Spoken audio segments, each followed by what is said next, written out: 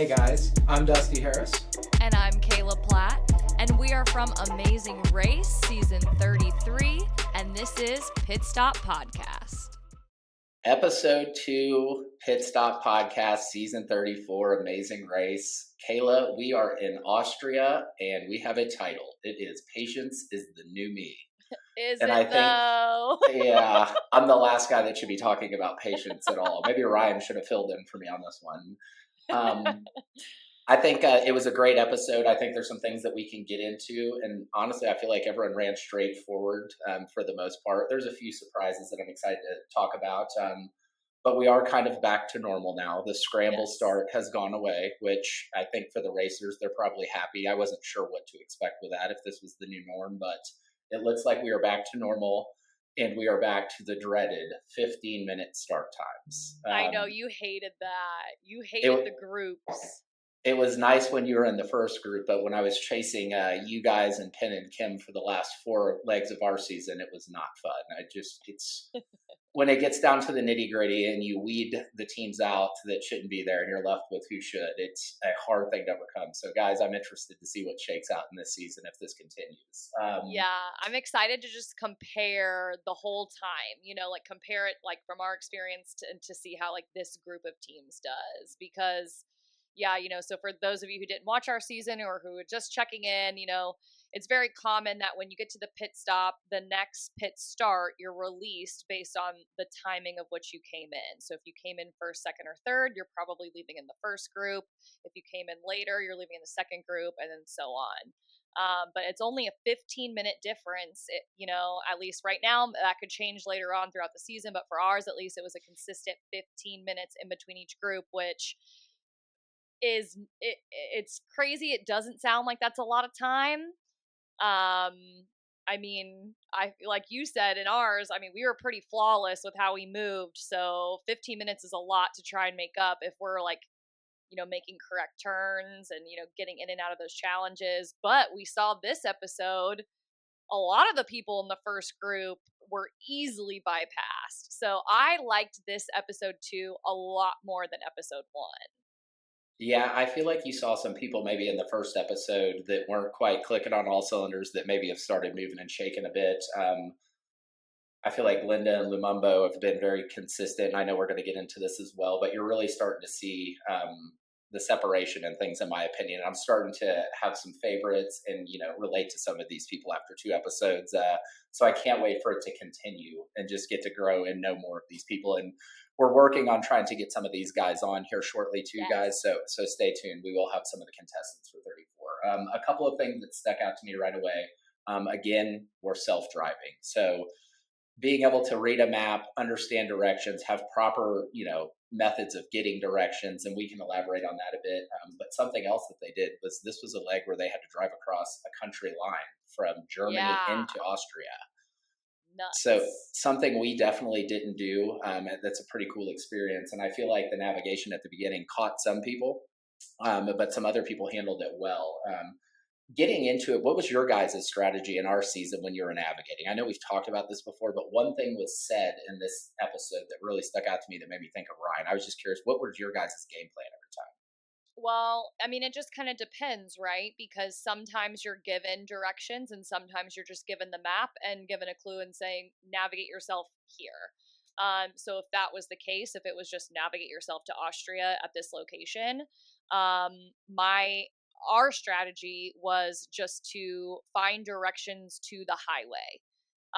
Like first and foremost, because if I can find the highway, once I was the navigator, I can read a map really, really well. So I just needed, if we're in a city center, just get me to the highway. So that kind of, depending on when we got to a location, I was doing, a little behind the scenes, like paying attention to where we were going, like where the hotel was, stuff like that, to where if I could somehow navigate towards the highway on my own before stopping and getting directions, that at least got us like out and away from like the other team.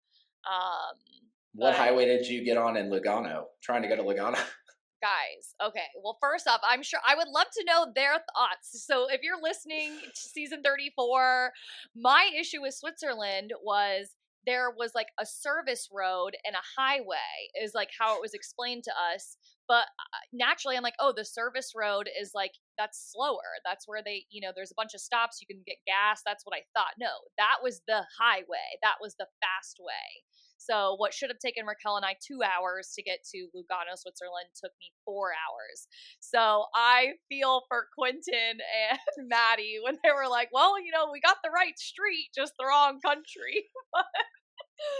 They, I don't know. I was worried about them at the beginning, and we'll get to them later. They made quite the comeback, and I think the race gods literally laid the red carpet out for them to get back into this and take out my boys. One thing, I can't remember the team who said this, and I'll go back and I'll post it in the comments, but something Ryan was always adamant about that I'd given so much shit for. He would always want to know how long is the drive. Yeah. And a team asked, and I think it saved them. No, it was Quentin and Maddie. Quentin and Maddie asked someone like, oh, how far away is it? And there goes 10 minutes. And then you hear the Amazing Race like, like the music, where Claire and Derek are like mapped out on the floor. And, the lady's like, oh yeah, it's 90 miles. It's far. It's the next country. And then, yeah, you hear Quentin and Maddie, the girl goes, oh, you're 10 minutes away. But they didn't ask. They didn't see that they had to navigate to that location in Austria. There was also that location in Germany, I guess, where they were. So. Oh, it's so painful. I don't like giving tips out too many. I know we talk a lot about this because there's a chance that we may be racing some of you guys someday, hopefully, everyone at Amazing Race.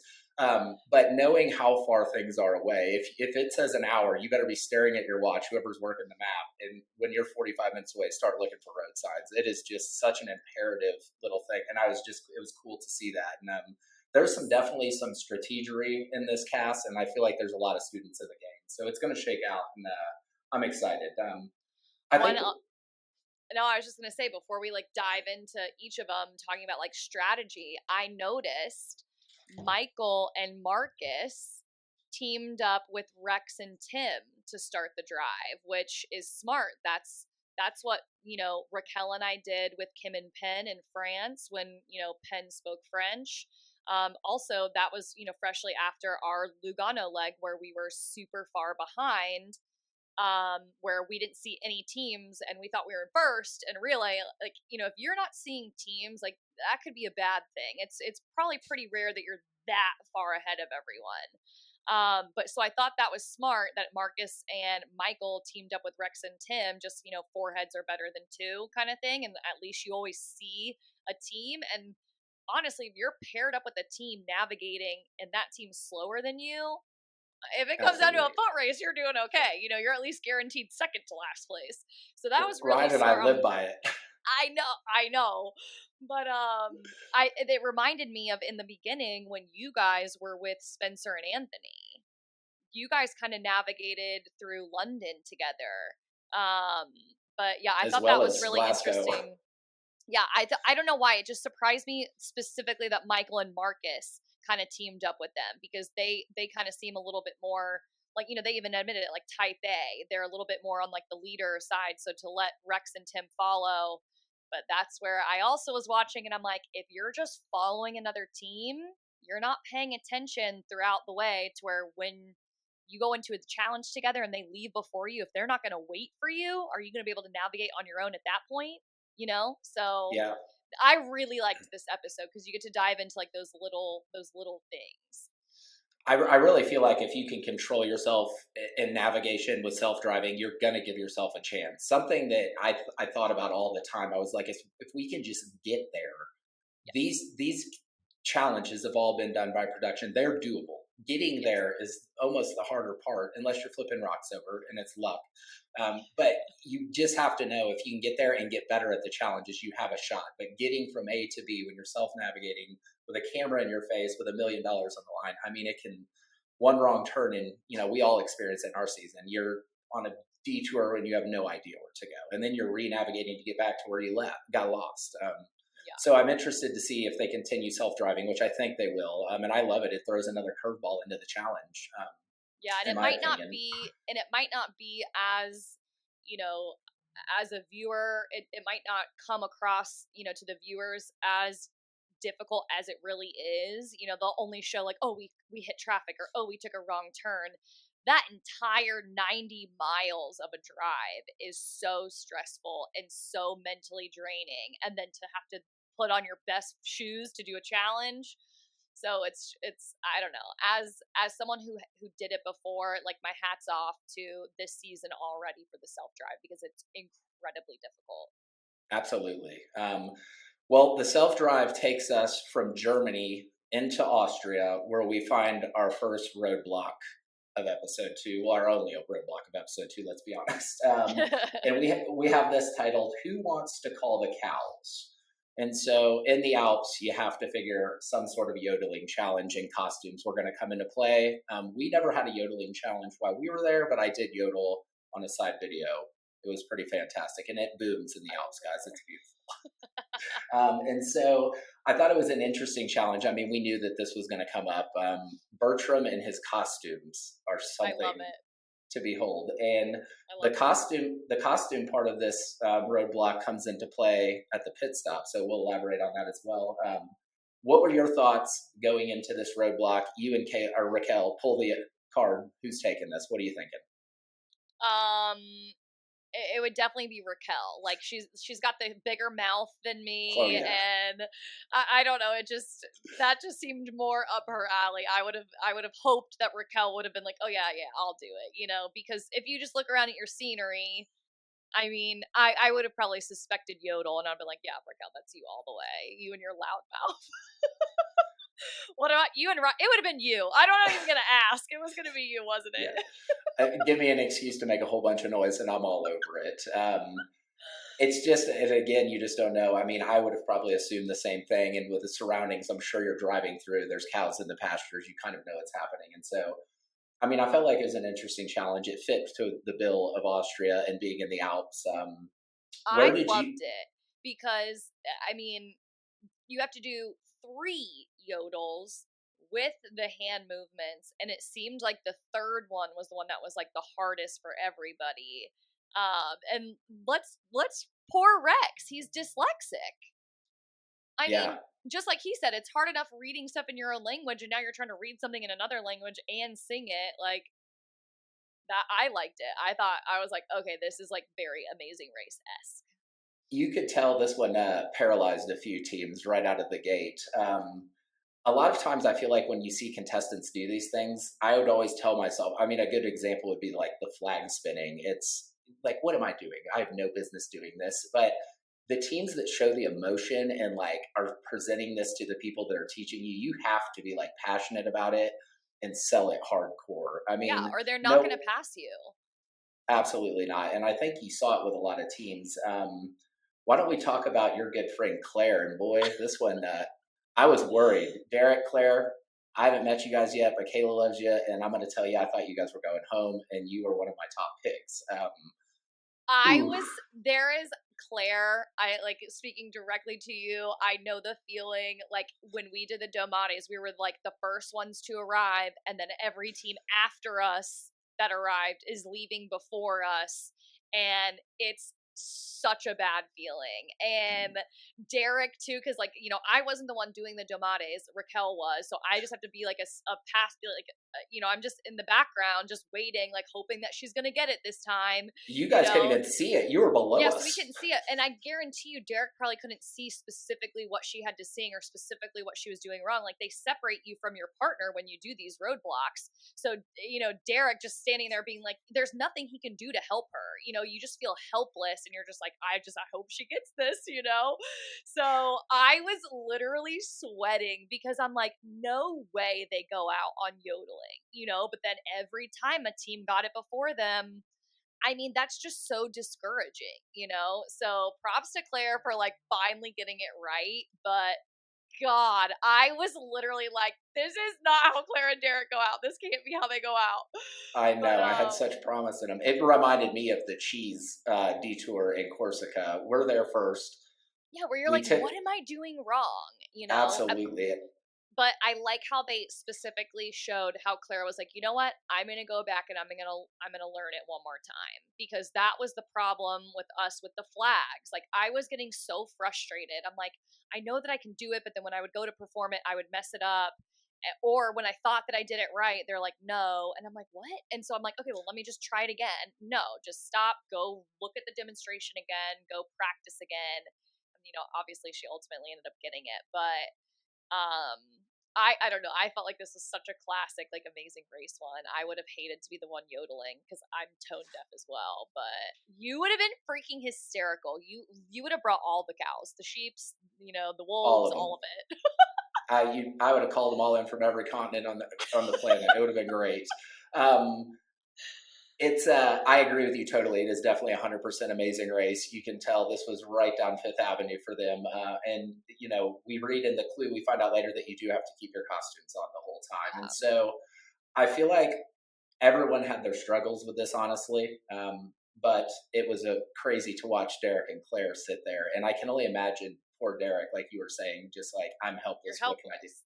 Yeah. It's a bad. I was just gonna say, like, as I'm obviously rooting for them, but then once I heard, Rex was like, oh, like I'm dyslexic, and he was just trying so hard, I could tell that he was like, oh, I'm gonna get it, I was rooting for him too, so it was like this weird feeling that I was like kind of excited for them when they left before Derek and Claire, just because I was like, oh, like this is like unexpected, But I was really shocked to see, or I was hoping that no one would leave their hat after they threw it. Because did you notice when they were done yodeling, they would all throw their hat, and I'm like, oh my god, someone's gonna forget their hat. They're gonna throw it, and then they're gonna run to their partner, and they're gonna leave. I was for sure thinking that once the first team got through, 100%. It's just in the heat of the battle, the last thing you're thinking about is a hat. It's like time to get in the car, load the bags, let's hit the road. So, I mean, everyone finally gets through the roadblocks, and we're moving on into our detour. But we have a little snag that happens as everyone's heading to the detour that starts really separating teams, and it's a mother effing parking garage. It seems like this is Amazing Race's calling card, at least the last couple of seasons, to find a parking garage that you literally have to move a rock to get into. We experienced this in Logano. Half the teams missed it. It allowed you guys to get back in. It allowed us to finish first, past Penn and Kim. And it seems like some teams had some issues with this one as well. And then it allowed some teams in the back to come back. Yeah, so they're trying to drive to the detour, and like Derek and Claire left that roadblock 10th and got to the parking garage and started making their way to their detour before like 5 other teams that left before them. And yeah, I mean, it's literally like to a T what happened to us in Lugano. We were last or second to last, same as Derek and Claire, but we found the parking garage no problem. And that was because the directions we got. We just got really lucky where they said like it's like a sharp U-turn, and then Raquel just always spotted. Raquel spotted everything. I have to give it to her. She spotted everything. But then so that's how we passed the ones that we did. You know what I mean? Like I don't know, because I was shocked that it took Penn and Kim that long to find it. It gave me just some flashbacks of our season. I was like, man, they're good at this. Putting that little hidden gem. Didn't you go back to that parking garage? Didn't you visit Lugano with your family? I did. We were just back there a few months ago, and I made sure I showed them basically the whole run. We didn't go up into the mountains for the bungee jump due to weather, but they saw all of Lugano. I made them go up and down the stairs. Did you go find like the owner of the parking garage and be like, you should have a better sign? Yeah, you did this on purpose. I kept looking for the chestnut stand, and it was nowhere to be found. That must have been a prop. Must have been a prop. For sure thought. So we have 2 options once everyone starts making their way, getting lost in parking garages for detours. So we have bells ringing and partner swinging. Bells ringing was a melody played between you and your partner with a whole set of bells. It looked very intriguing. And then we had, of course, a performance act, partner swinging, which was a traditional Austrian wedding dance, I'm pretty sure. Yeah, I think so. You pull the clue, you get through the parking garage, you find the clue box, you and Raquel are standing there. What detour are you taking? Probably bells, because I played the trombone in high school, so I did a little band myself. I was first chair, and I was the only girl. So I would, if Raquel was willing to do the instrument, I would have done bells, because partner swinging, I mean, I hated the flag like choreography that we had to do. That was so hard for me for whatever reason. Like, so I was just like, I don't I don't know. I would have picked the bells. What about you? I mean, Ryan and I were very adamant from day one, the second we touched down on the airplane, that stay away from anything that has to do with the dancing or singing out loud. We did choose the flag challenge as well, and it was probably one of my most proud moments on the show to be able to beat Penn and Kim in a performance, which I never thought would happen. I literally There's thought like we'd that be over sick picture of you where you're holding the flag and you're like all aggressive, like it felt good. I would say we would probably have picked the bells as well. yeah. I've messed around on guitars, things like that, and I feel like it's a process to where you can get better at it. Whereas dancing, there's a whole bunch going on, choreographed. Like me and Ryan dancing together, we both have 4 left feet between the two of us. It would have been a disaster, and we probably would have been injured, to be honest with you. Yeah, they had the public watching them. There were other people dancing alongside them. Whereas, like, I mean, you saw the bells. What threw people off is there was like a bagpipe or something being played at the same time. So yeah, there's so much going on. Other than just what you have to memorize. I'll die happy if I never see a bagpipe again. Oh, same. I'm glad I didn't have to do it, but just watching her, like, was terrible. Oh God. I think a couple of teams really stood out to me here. A couple of teams took a backseat as well in the detours. Picking a detour is always just such a hard thing to do when you're sitting there. The pressure's on. It's like, what is this going to be? I think every detour that Ryan and I chose, if you listen to the show, we talk about switching within 5 minutes. Yeah, thinking we made the wrong choice. I mean, it was constant. And so, I know some of the teams that went to the bells, it seemed like everyone that wasn't in performing arts made that choice. This one crushed Team T-Rex. I know. Tim, I feel so bad for you, brother. I could see the rage building, and it was just giving me flashbacks of my thoughts in the same position as you. And I'll give it to you, Rex, to be able to keep him calm, cool, and collected, and you stayed very positive. It was a shining moment in the episode to me, and just gave me kind of flashbacks of Ryan walking me off the edge as well. Marcus and Michael, I feel like the cream is starting to come to the top of these two. They look so strong. Like, I thought they looked strong and fast the first episode, but they look extra strong this episode. I mean, the way they moved through those bells quick. They also found the parking garage quick. Like, I mean, they had a pretty flawless leg. The military background is playing a part in the navigation. I mean, they stay structured. For the most part, I've seen them stay calm, cool, and collected with each other. They could be a force, for sure.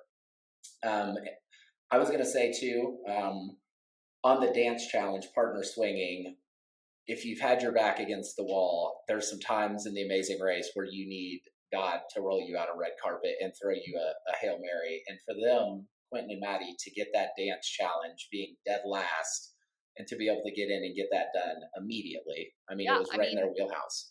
And Aubrey and David and Luis and Michelle. Like, I mean, all 3 of those teams come from a dancing background. So I'm sure that was like a no-brainer for them.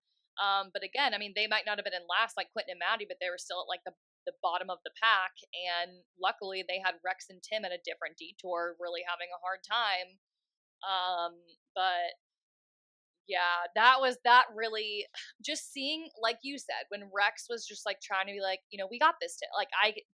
Tim was like flames in his eyes, like over it. He was over it. He was so pissed. I could get there. Me but too. Rex just like brought him back down, whatever. And I was like, see, they're so good as a team. Like, Rex handled that so good. And I was just so hopeful that they would have been able to come through. But I mean, they had to do it like 10 times or something. But yeah, I mean, for sure, I agree with you. Marcus and Michael stood out by far this episode. And then again, Claire and Derek, flawless coming through, getting those bells done. Derek has played the piano all his life. But also Glinda and Lumumba. Studs. The height difference in everything, they killed that. They did so good. We got our dance challenge. I think the first episode in our first podcast, I was like, man, I want to see these guys dance. What's this going to be like? And of course, he's coming with the heat with such funny jokes. He's hysterical. I love him. I love them. I love him. I'm definitely biggest fan right here. But also I noticed Emily and Molly, that was like almost difficult for them because even their instructor was like, wait, which one's the guy? Like, which one's the female, you know? Yeah. And she had to be like, oh no, I am. And then she literally looks at her sister. She's like, oh no, like we look identical. Like he's going to constantly be like, wait, which one's who? It was but again, they got through it. I mean, finished middle of the pack, and to just know each other for a year after 36 years of being separated, I'm in love with those two. I mean, I can't just gush Yeah. about them enough. Definitely my wife's favorite team as well. So you get a shout out from Ashley, them. guys. So what? So far, so we get through the detour. Marcus, Michael get the W pretty convincingly, I must say. Glenda, Lumumbo, a second place finish. You are averaging second place. Best average finish so far through 2 episodes. We wrap it out with Linton and Sharik, who finished third, and then Derek and Claire rounding out the top 4, coming back from dead to rights to get it done, which is impressive to me. It's almost more impressive to be able to come back when you're down and out and when you're get that it finished. far behind. Yeah. I mean, that was us in Corsica. Exactly. We were dead to rights. You guys thought we were going home, and Ryan stormed the beaches in Normandy and got us back in it. I did. I was like, boys are gone. Bye. I think that was our famous beach scene at the end of that episode. Yeah, we were like ripping off the best. People were like, oh, these girls hate boys. I'm like, shut up. They're our best friends. We're just giving them a hard time. Yeah, you got to do that. But how about Dom forgetting her hat? They said it. I knew someone was going to forget it because of the way that they kept repeating it throughout the episode. Oh, we have to have our whole uniform. Oh, we have to be wearing this the whole way through. And I didn't catch it at first that she wasn't wearing her hat. And so I was like, oh, shit. So then I was like, oh, my God, are Rex and Tim going to be able to, like, come back from this because Dom forgot her hat? She's lucky that it was in the car because I heard her say, like, oh, it's, like, probably on the street. Like, you know? Yeah. I might have to run back. What if it was when she threw it when she was done singing and like you couldn't get it back at that point? T-Rex would still be in it. Like the skeptical part of me is like, I wonder if episode 1, remember how we recognized the backpack situation? Because I think it was Rich and Dom and Marcus and Michael. I can't remember. There were definitely 2 teams that looked like they did not have their backpacks. Yep.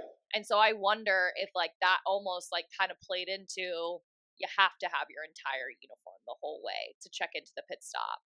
But they're adamant about those uniforms, man. They do not mess around. You keep those pristine, you take care of them, and you get them back to where they need to be. It's wild. Part of me, like, I'm really glad that Dom and Rich are still in. It's like weird. Like now I'm like, no, I don't want anyone to go home. You know, there's no one that I'm like, oh, they suck. You know? Yeah. So good job on casting. But I also at the same time I'm like, oh, like I just really wanted Rex and Tim to last one more.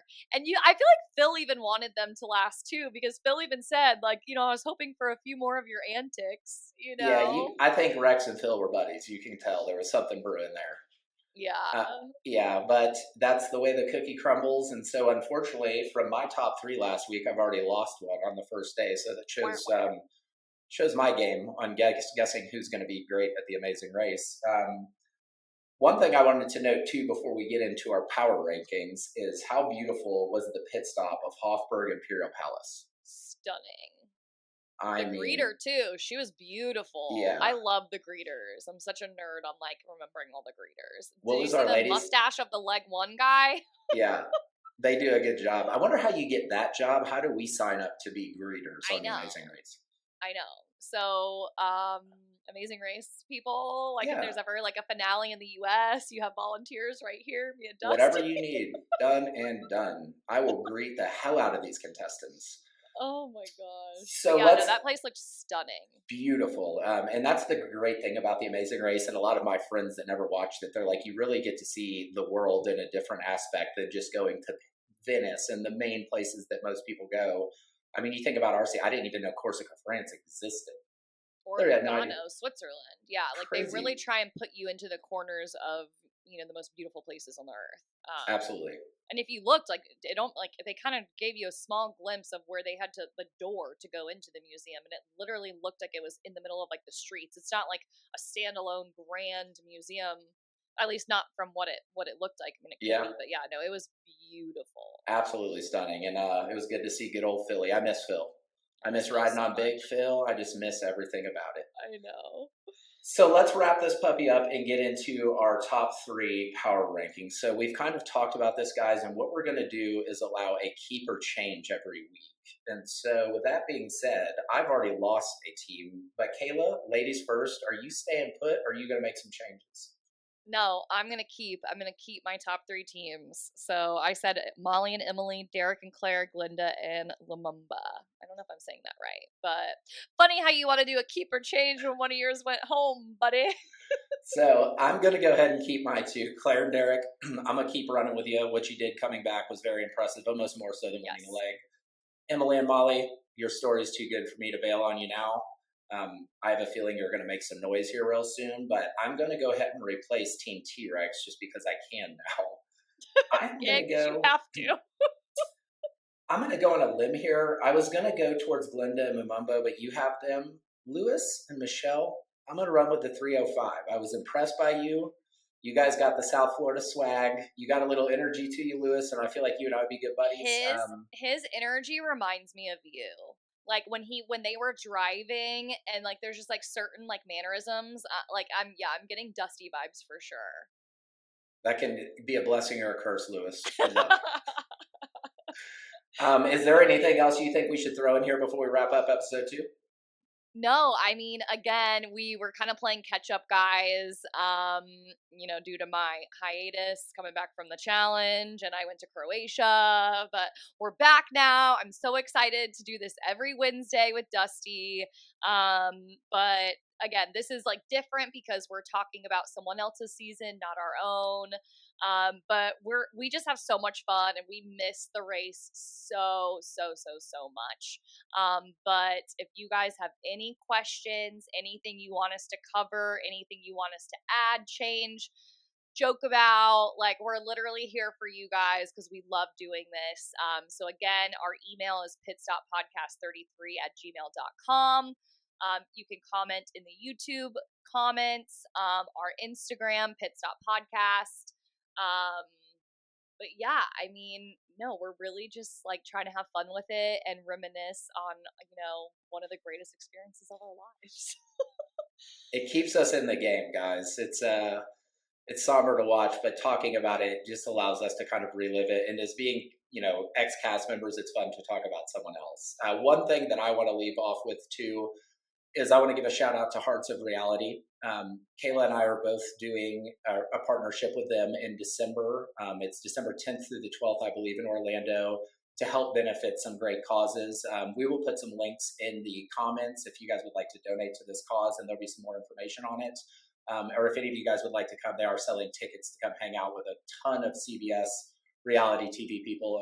We would love to meet all of you guys, hang out and chew the fat and tell you our war stories. So we appreciate you. We love you. And we look forward to episode 3. That's right. It's in Orlando. Hopefully it's dried out. Whew. I know. Yeah. Shout out to Florida too.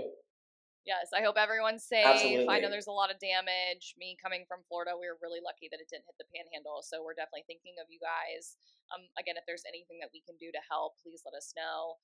But yeah, we'll attach the links. Make sure to comment, email. But we'll be back on track, on schedule, hopefully with some guests for episode 3. That's right. All right, guys, we love you. Bye.